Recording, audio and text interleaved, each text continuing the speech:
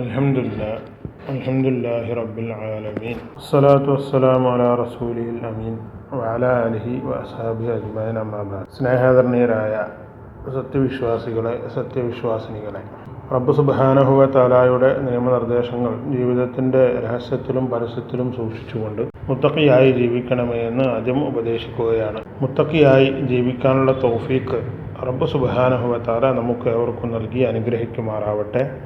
ആമീൻ. അബൂ ഹുറൈറ റളിയല്ലാഹു തആല അൻഹുവിൽ നിന്ന് നിവേദനം ചെയ്യുന്ന ഒരു ഹദീസാണ്. നബി സല്ലല്ലാഹു അലൈഹി വസല്ലം പറഞ്ഞു, ഇദാ മാത്തൽ ഇൻസാനു ഇൻഖതഅ അൻഹു അമലുഹു ഇല്ലാ മിൻ സലാസ. ഒരു മനുഷ്യൻ മരിച്ചു കഴിഞ്ഞാൽ അവൻ്റെ എല്ലാ പ്രവർത്തനങ്ങളും നിലച്ചുപോയി. അഥവാ ഇനി അവനക്ക് ഒരു പ്രവൃത്തി ചെയ്തിട്ട് ഒരു കൂലി ഉണ്ടാക്കാനും ഒരു നന്മ ഉണ്ടാക്കാനൊന്നും കഴിയില്ല. എല്ലാ നിലക്കും അവൻ്റെ പ്രവർത്തനങ്ങൾ മുറിഞ്ഞുപോയി, നിന്നുപോയി. ഇല്ലാമിൻ സലാസ, 3 കാര്യങ്ങൾ മുറിഞ്ഞു പോവുകയില്ല. ഇല്ലാമിൻ സദഖത്തിൻ ജാരിയ, ജാരിയായ സ്വതക്ക, ഒഴുകുന്ന സ്വതക്ക, പള്ളി പണിയൽ, അതേപോലെ തന്നെ കിണർ കുഴിച്ചു കൊടുക്കുക. നമുക്ക് പൈസ സാമ്പത്തികമായി കഴിവുണ്ടെങ്കിൽ കിണർ കുഴിച്ച് പൊതു ആവശ്യത്തിന് വേണ്ടി നൽകുക. അല്ലെങ്കിൽ പാവപ്പെട്ട ആളുകൾക്ക് വീട് വെച്ച് കൊടുക്കാൻ കഴിവുള്ളവരാണ് എങ്കിൽ അവർക്ക് വീട് വെച്ച് കൊടുക്കുക. അതേപോലെ തന്നെ മതവിദ്യാഭ്യാസ സ്ഥാപനങ്ങൾ സ്ഥാപിക്കുക. അതിനുവേണ്ടി ആളുകൾക്ക് നിശ്ചിത വരുമാനത്തിൽ നിന്നൊരു സ്കോളർഷിപ്പ് പോലെയോ അല്ലെങ്കിൽ അങ്ങനെയുള്ള ഒരു പ്രൈവറ്റ് രീതിയിൽ അങ്ങനെ എന്തെങ്കിലുമൊക്കെ സംവിധാനം നമുക്ക് മരിച്ചു കഴിഞ്ഞാലും കൂലി കിട്ടുന്ന രീതിയിൽ ഉള്ള ജാരിയായ സദഖകൾ, ഇത് ജീവിച്ചിരിക്കുമ്പോൾ തന്നെ നമ്മൾ ചെയ്തു വെക്കേണ്ടതാണ്. ഇപ്പോൾ നമ്മൾ നേരത്തെ പറഞ്ഞില്ല, ഒക്കെ മുറിഞ്ഞു പോകുമെന്ന് പറഞ്ഞില്ല, ഇല്ലാമിൻ സലാസ എന്ന് പറഞ്ഞില്ല. ഈ 3 കാര്യങ്ങളും നമ്മൾ ജീവിച്ചിരിക്കുമ്പോൾ തന്നെ ചെയ്യേണ്ടതാണ്. എന്നാലും അത് മരിച്ചു കഴിഞ്ഞാലും നമുക്ക് പ്രയോജനപ്പെടും.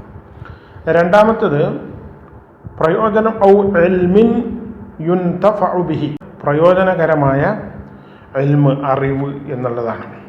അത് എന്താണ്? ശർഈയായ അറിവായിരിക്കണം, മതപരമായ അറിവായിരിക്കണം.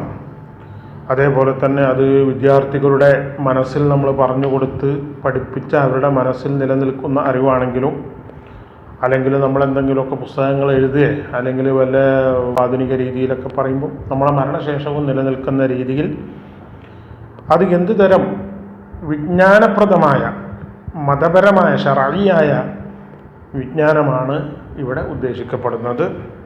ഇൻഷാ അല്ലാഹ് അതുകൊണ്ട് ജനങ്ങൾ അനന്തരം എടുക്കുകയും ദുആ ചെയ്യുകയും അവർ നമസ്കരിക്കുമ്പോഴും അവർ നോമ്പെടുക്കുമ്പോഴും ഒക്കെ നമ്മളെ വിവരം, നമ്മുടെ അറിവ് കൊണ്ടാണ്, നമ്മളെ ഒരു പുസ്തകം വായിച്ചിട്ടാണ്, നമ്മുടെ ഓഡിയോ കേട്ടിട്ടാണ് അവർ ചെയ്യുന്നത് എങ്കിൽ നമുക്ക് അതുകൊണ്ട് മരണാനന്തരവും കൂലി കിട്ടിക്കൊണ്ടിരിക്കും.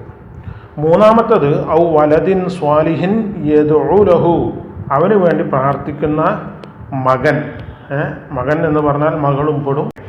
അവന് വേണ്ടി പ്രാർത്ഥിക്കുന്ന മകൻ അല്ലെങ്കിൽ മകൾ, ഇതും. അപ്പോൾ അത് അവന് വേണ്ടി പ്രാർത്ഥിക്കുന്ന ഒരു മകനെ അല്ലെങ്കിൽ ഒരു മകളെ നമ്മൾ ഉണ്ടാക്കുക എന്ന് പറയുമ്പോൾ അത് വിവാഹത്തോടു കൂടിയാണ് നമ്മളത് തയ്യാറാക്കേണ്ടത്. നല്ലൊരു ഭാര്യയെ തിരഞ്ഞെടുക്കുക, നല്ല രീതിയിൽ മക്കളെ വളർത്തുക.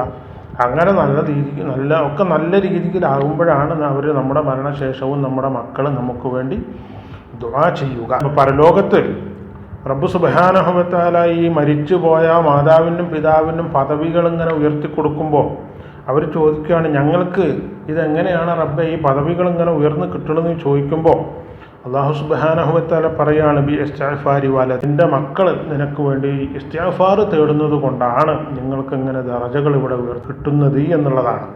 അപ്പോൾ അതുകൊണ്ട് ആ രീതിയിൽ നമ്മൾ മക്കളെ വളർത്തിയെടുക്കുവാൻ ശ്രദ്ധിക്കണം. വിവാഹം മുതൽ തന്നെ നമ്മൾ കല്യാണം കഴിക്കാൻ ഉദ്ദേശിക്കുമ്പോൾ തന്നെ അത് ശ്രദ്ധിക്കണം എന്നർത്ഥം. അല്ലാഹു സുബ്ഹാനഹു വ തആല മതപരമായ കാര്യങ്ങൾ ജീവിതത്തിൽ നേടാനും ജീവിതത്തിൽ പകർത്താനും അറിവ് വർദ്ധിപ്പിക്കാനും ഒക്കെ റബ്ബ് സുബ്ഹാനഹു വ തആല നമുക്ക് ഏവർക്കും തൗഫീഖ് നൽകി അനുഗ്രഹിക്കുമാറാവട്ടെ.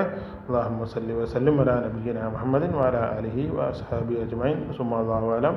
അസ്സലാമു അലൈക്കും വറഹ്മത്തുള്ളാഹി